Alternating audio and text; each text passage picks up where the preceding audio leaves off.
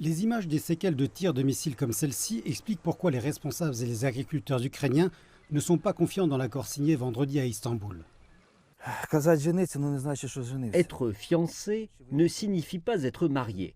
Quand les discussions vont bon train, ça ne veut pas dire qu'on va commencer à vendre des céréales demain. Pas du tout. Les coûts d'exportation terrestre gonflés font plonger les recettes de Valérie.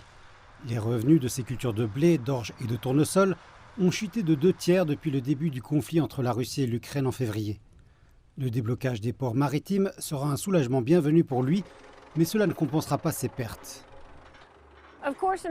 Bien sûr, une autre chose à laquelle les agriculteurs doivent faire face est l'immédiateté de la guerre, en particulier étant donné que les combats se déplacent vers l'ouest.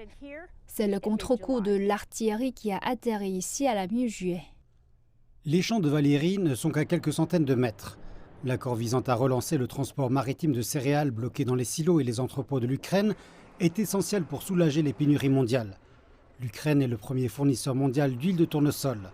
La Moldavie voisine et certains pays du Moyen-Orient dépendent de l'Ukraine pour plus de 60% de leur blé. Les responsables ukrainiens disent que si l'accord sur les céréales échoue, ils se rabattront sur leur plan B. Nous avons déjà commencé à chercher des voies alternatives pour l'exportation de nos céréales, par camion, par train ou par voie fluviale.